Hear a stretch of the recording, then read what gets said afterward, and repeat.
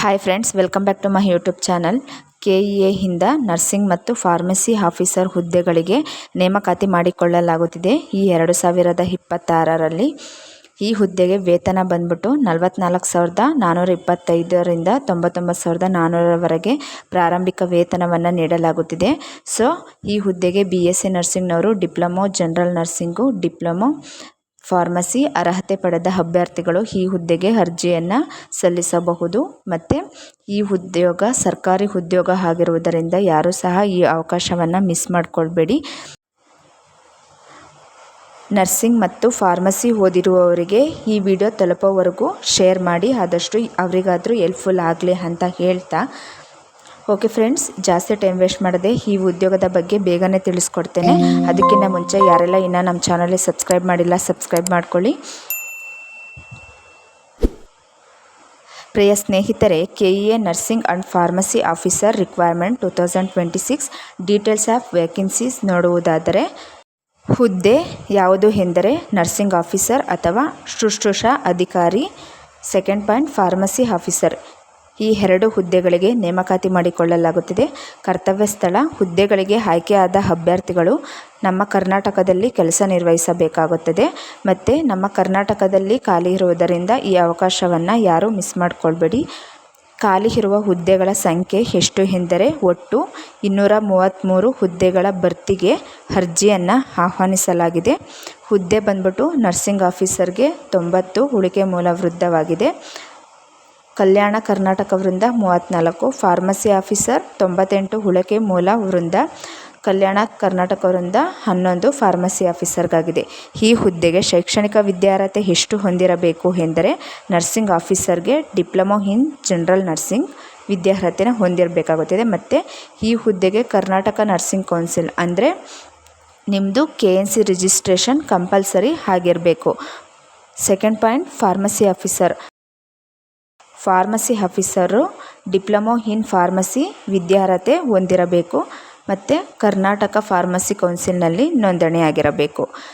ಕರ್ನಾಟಕ ವಸತಿ ಶಿಕ್ಷಣ ಸಂಸ್ಥೆಗಳ ಸಂಘದಲ್ಲಿ ಖಾಲಿ ಇರುವ ನರ್ಸಿಂಗ್ ಆಫೀಸರ್ಗೆ ಇವರು ಏನು ಶೈಕ್ಷಣಿಕ ವಿದ್ಯಾರ್ಹತೆ ಹೊಂದಿರಬೇಕು ಅಂದರೆ, ಇವರು BSc ನರ್ಸಿಂಗ್ ಪದವಿ ಅಥವಾ PUC ತತ್ಸಮಾನ ವಿದ್ಯಾರ್ಹತೆ ಮತ್ತು ಜನರಲ್ ನರ್ಸಿಂಗ್ ಮತ್ತು ಮಿಡ್ವೈಫರಿ GNM ಅರ್ಹತೆ ಹೊಂದಿರಬೇಕು.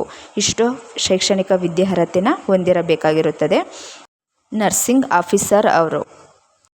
ನೆಕ್ಸ್ಟು, ಈ ಹುದ್ದೆಗೆ ವಯೋಮಿತಿ ಎಷ್ಟು ಹೊಂದಿರಬೇಕು ಎಂದರೆ, ಕನಿಷ್ಠ 18 ವರ್ಷ, ಸಾಮಾನ್ಯ ಅರ್ಹತೆ ಅಭ್ಯರ್ಥಿಗಳಿಗೆ ಗರಿಷ್ಠ 40 ವರ್ಷ, ಪ್ರವರ್ಗ 2A, 2B, 3A, 3B ಅಭ್ಯರ್ಥಿಗಳಿಗೆ ಗರಿಷ್ಠ 43 ವರ್ಷ ವಯೋಮಿತಿಯನ್ನು ಹೊಂದಿರಬೇಕು. SC ST ಪ್ರವರ್ಗ 1 ಅಭ್ಯರ್ಥಿಗಳಿಗೆ ಗರಿಷ್ಠ 45 ವರ್ಷ ವಯೋಮಿತಿಯನ್ನು ಹೊಂದಿರಬೇಕಾಗಿರುತ್ತದೆ. ಈ ಹುದ್ದೆಗೆ ವೇತನ ಎಷ್ಟಿರುತ್ತದೆ ಎಂದರೆ, ನರ್ಸಿಂಗ್ ಆಫೀಸರ್ ಅವರಿಗೆ Rs. 54,175ರಿಂದ 99,400ವರೆಗೆ ವೇತನವನ್ನು ನೀಡಲಾಗುತ್ತದೆ. ಫಾರ್ಮಸಿ ಆಫೀಸರ್ ಅವರಿಗೆ ವೇತನ 44,425ರಿಂದ 83,700ರವರೆಗೆ ವೇತನವನ್ನು ನೀಡಲಾಗುತ್ತಿದೆ. ಈ ಹುದ್ದೆಗೆ ಆಯ್ಕೆ ವಿಧಾನ ಹೇಗಿರುತ್ತದೆ ಎಂದರೆ, ಅಭ್ಯರ್ಥಿಗಳಿಗೆ ಸ್ಪರ್ಧಾತ್ಮಕ ಪರೀಕ್ಷೆಯನ್ನು ಆನ್ಲೈನ್ CBT ಅಥವಾ ಆಫ್ಲೈನ್ OMR ಮಾದರಿಯಲ್ಲಿ ನಡೆಸಿ ಹುದ್ದೆಗಳಿಗೆ ಆಯ್ಕೆ ಮಾಡಲಾಗುವುದು. ಮತ್ತು ಪ್ರತಿ ತಪ್ಪು ಉತ್ತರಕ್ಕೆ 4ನೇ 1 ಅಂಶದಷ್ಟು ಅಂಕಗಳನ್ನು ಕಳೆಯಲಾಗುವುದು. ಇದು ನಿಮ್ಮ ತಲೆಯಲ್ಲಿರಲಿ. ಸ್ಪರ್ಧಾತ್ಮಕ ಈ ಹುದ್ದೆಗೆ ಅರ್ಜಿ ಸಲ್ಲಿಕೆಯ ವಿಧಾನ ಹೇಗಿರುತ್ತದೆ ಎಂದರೆ, ಅಭ್ಯರ್ಥಿಯು ಈ ಹುದ್ದೆಗೆ ಆನ್ಲೈನ್ ಮೂಲಕವೇ ಅರ್ಜಿಯನ್ನು ಸಲ್ಲಿಸಬೇಕು. ಈ ಹುದ್ದೆಗೆ ಅರ್ಜಿ ಶುಲ್ಕ ಎಷ್ಟು ಇರುತ್ತದೆ ಎಂದರೆ, ಸಾಮಾನ್ಯ ಅರ್ಹತೆ ಪ್ರವರ್ಗ 2A, 2B, 3A, 3B ಅಭ್ಯರ್ಥಿಗಳಿಗೆ Rs. 750 ಅರ್ಜಿ ಶುಲ್ಕ. SC ST ಪ್ರವರ್ಗ 1 ಮಾಜಿ ಸೈನಿಕ ತೃತೀಯ ಲಿಂಗದ ಅಭ್ಯರ್ಥಿಗಳಿಗೆ Rs. 500 ಅರ್ಜಿ ಶುಲ್ಕ ಇರುತ್ತದೆ. ವಿಶೇಷ ಚೇತನ ಅಭ್ಯರ್ಥಿಗಳಿಗೆ Rs. 250 ಅರ್ಜಿ ಶುಲ್ಕ ಇರುತ್ತದೆ. ಶುಲ್ಕ ಪಾವತಿಸುವ ವಿಧಾನ ಹೇಗಿರುತ್ತದೆ ಎಂದರೆ, ಅಭ್ಯರ್ಥಿಗಳು ಆನ್ಲೈನ್ ಮೂಲಕವೇ ಶುಲ್ಕ ಪಾವತಿಸಬೇಕು. ಅರ್ಜಿಯನ್ನು ಸಲ್ಲಿಸಲು ನಿಗದಿಪಡಿಸಿರುವ ದಿನಾಂಕ ಯಾವ್ಯಾವ ಅಂದರೆ, ಅರ್ಜಿ ಸಲ್ಲಿಸಲು ಕೊನೆಯ ದಿನಾಂಕ ಆಗಸ್ಟ್ 30, 2026 ಅರ್ಜಿ ಸಲ್ಲಿಸಲು ಕೊನೆಯ ದಿನಾಂಕವಾಗಿದೆ. ಶುಲ್ಕ ಪಾವತಿಸಲು ಕೊನೆಯ ದಿನಾಂಕ ಆಗಸ್ಟ್ 31, 2026 ಶುಲ್ಕ ಪಾವತಿಸಲು ಕೊನೆಯ ದಿನಾಂಕವಾಗಿದೆ.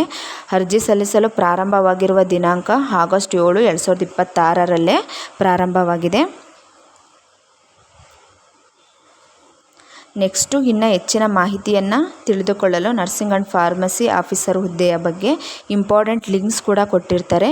ನೀವು ಇಲ್ಲಿ ನೋಟಿಫಿಕೇಷನ್ ಲಿಂಕ್ ಅಂತ ಇದೆಯಲ್ಲ, ಇದರಲ್ಲಿ ಮೇಲೆ ಕ್ಲಿಕ್ ಮಾಡಿಕೊಂಡ್ರೆ ಕೆಲವೊಂದು ಪೇಜಸ್ ಓಪನ್ ಆಗುತ್ತೆ. ಇದು ಯಾವುದೇ ರೀತಿಯ ಫೇಕ್ ಅಲ್ಲ, 100% ಟ್ರೂ ಇರುತ್ತೆ. ಸೊ ಹಾಗಾಗಿ ಈ ಥರ ಪೇಜಸ್ ಓಪನ್ ಆದಮೇಲೆ ನೀವು ಇನ್ನೂ ಹೆಚ್ಚಿನ ಮಾಹಿತಿಯನ್ನು ತಿಳಿದುಕೊಳ್ಬೇಕಂದ್ರೆ ಈ ಸಂಪೂರ್ಣ ಪೇಜ್ನ ಓದ್ಕೊಂಡ್ರೆ ಇನ್ನೂ ಹೆಚ್ಚಿನ ಮಾಹಿತಿಯನ್ನು ನೀವು ತಿಳಿದುಕೊಳ್ಬೋದು. ಓಕೆ ಫ್ರೆಂಡ್ಸ್, ಈ ವಿಡಿಯೋ ನಿಮಗೆ ಇಷ್ಟವಾಗಿದ್ದರೆ ಲೈಕ್ ಮಾಡಿ. ಆದಷ್ಟು ನರ್ಸಿಂಗ್ ಆ್ಯಂಡ್ ಫಾರ್ಮಸಿ ಆಫೀಸರ್ ಅವರಿಗೆ ತಲುಪೋವರೆಗೂ ಈ ವಿಡಿಯೋನ ಶೇರ್ ಮಾಡಿ. ನಿಮ್ಮ ಫ್ರೆಂಡ್ಸ್, ರಿಲೇಟಿವ್ಸ್ ಯಾರೇ ಇದ್ರೂ ನರ್ಸಿಂಗ್ ಆ್ಯಂಡ್ ಫಾರ್ಮಸಿ ಓದಿರುವವರಿಗೆ ಈ ವಿಡಿಯೋನ ಅವರಿಗೆ ತಲುಪೋವರೆಗೂ ಶೇರ್ ಮಾಡಿ. ನಾನು ಯಾಕೆ ಈ ಹುದ್ದೆಯ ಬಗ್ಗೆ ಒತ್ತಿ ಹೇಳ್ತಾ ಇದ್ದೀನಿ ಅಂದರೆ, ಈ ಹುದ್ದೆಗೋಸ್ಕರ ಸುಮಾರು ವರ್ಷಾನುಗಟ್ಟಲೆ ಕಾಯ್ತಾ ಇರ್ತಾರೆ. ಯಾಕೆಂದರೆ ಈ ಹುದ್ದೆಯನ್ನು ಬಿಡುವುದೇ 5 ವರ್ಷಕ್ಕೊಮ್ಮೆ ಹೀಗೆ ಬಿಡುತ್ತಾರೆ. ಸೊ ಹಾಗಾಗಿ ಅವಕಾಶ ಸಿಕ್ಕಾಗ ಉಪಯೋಗಿಸಿಕೊಳ್ಳಲಿ ಅಂತ ಹೇಳ್ತಾ, ಓಕೆ ಫ್ರೆಂಡ್ಸ್, ಈ ವಿಡಿಯೋ ನಿಮಗೆ ಇಷ್ಟವಾಗಿದ್ದರೆ ಲೈಕ್ ಮಾಡಿ, ಆದಷ್ಟು ಶೇರ್ ಮಾಡಿ. ನಮ್ಮ ಡೈಲಿ ಜಾಬ್ ಅಪ್ಡೇಟ್ಸ್ ವಿಡಿಯೋಗಳಿಗಾಗಿ ನಮ್ಮ ಚಾನಲನ್ನು ಸಬ್ಸ್ಕ್ರೈಬ್ ಮಾಡ್ಕೊಳ್ಳಿ. ನೆಕ್ಸ್ಟ್ ವಿಡಿಯೋದಲ್ಲಿ ಸಿಗ್ತೇನೆ. ಧನ್ಯವಾದಗಳು.